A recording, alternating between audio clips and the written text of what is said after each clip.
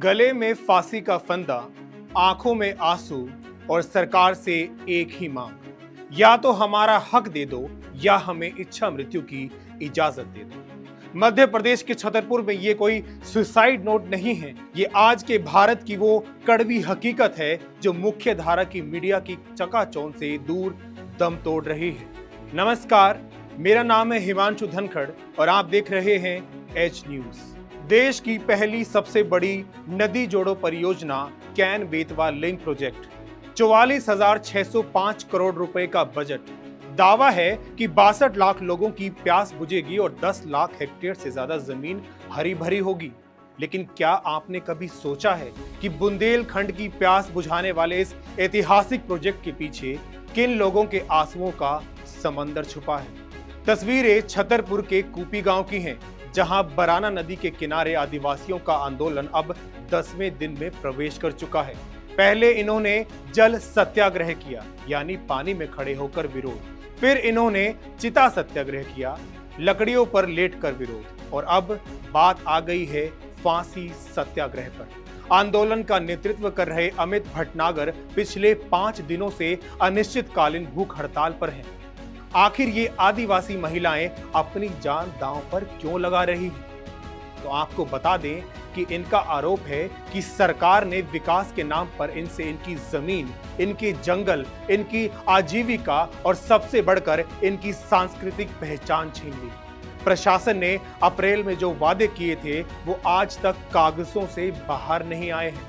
बिजली के कनेक्शन काट दिए गए, लोगों पर झूठे मुकदमे दर्ज किए गए और सबसे बड़ी बात, मेनारी गांव के 114 परिवारों के नाम तो विस्थापितों की लिस्ट से ही गायब कर दिए गए, यानी वो इस जमीन पर रहकर भी कागजों से गायब हो चुके हैं। अब चलिए एक पल के लिए सिक्के का दूसरा पहलू देखते हैं। कैन बेतवा प्रोजेक्ट भारत का ड्रीम प्रोजेक्ट है। सूखाग्रस्त बुंदेलखंड जो हर साल पानी की एक एक बूंद के लिए तरसता है, उसके लिए इसे वरदान बताया जा रहा है। 130 मेगावाट बिजली का उत्पादन होगा, खेती लहलहाएगी।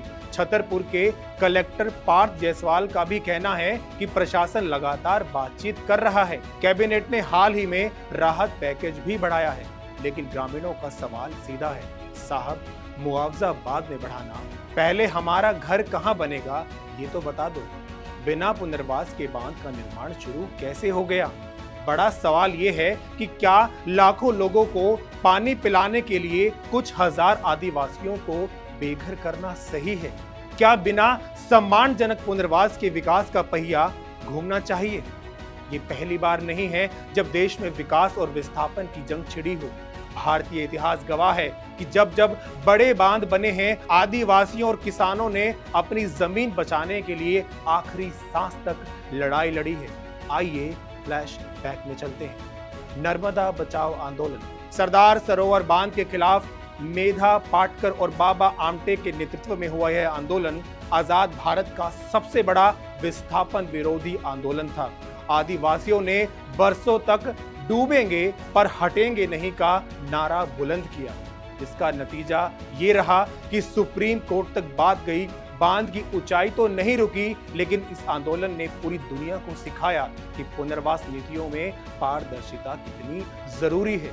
सुप्रीम कोर्ट ने सरकार को आदेश दिया कि हर विस्थापित को जमीन के बदले जमीन और सम्मानजनक घर मिलना चाहिए। हालांकि जमीनी स्तर पर आज भी कई परिवार अपने हक के लिए लड़ रहे हैं। ओमकारेश्वर और इंदिरा सागर बांध जल सत्याग्रह। साल 2012 में मध्य प्रदेश के खंडवा में आदिवासियों और किसानों ने 17 दिनों तक पानी में खड़े रहकर जल सत्याग्रह किया। उनकी उंगलियां और पैर पानी में गल चुके थे, लेकिन वो हटे नहीं। नतीजा क्या रहा? नतीजा ये रहा कि जन आंदोलन के आगे सरकार को झुकना पड़ा। सरकार को बांध का जल स्तर कम करना पड़ा था और विस्थापितों के लिए विशेष पैकेज और जमीन के बदले जमीन देने का वादा कोर्ट के हस्तक्षेप के बाद पूरा करना पड़ा था। तो अब सवाल उठता है कि छतरपुर के इस फांसी सत्याग्रह का अंजाम आखिर क्या होगा? आपको बता दें कि इतिहास हमें 2 रास्ते दिखाता है। पहला रास्ता प्रशासनिक संवेदनशीलता।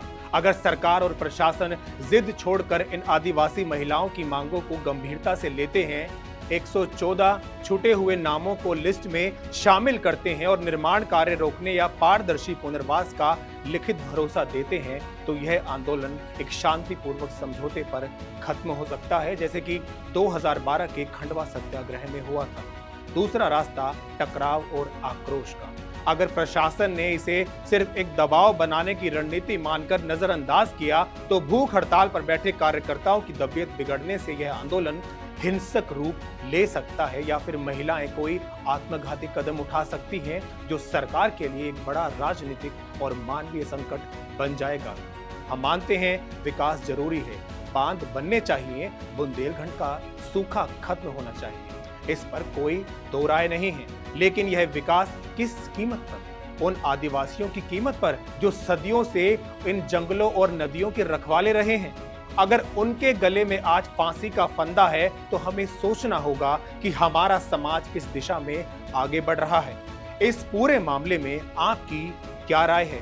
क्या केन बेतवा प्रोजेक्ट के लिए इन आदिवासियों का विस्थापन सही है, या सरकार को पहले इनका घर बसाना चाहिए? आपके क्या विचार हैं? नीचे कमेंट सेक्शन में जरूर शेयर करें। इस वीडियो को ज्यादा से ज्यादा शेयर करें, ताकि कूपी गांव की इन महिलाओं की आवाज दिल्ली और भोपाल के गलियारों तक पहुंच सके।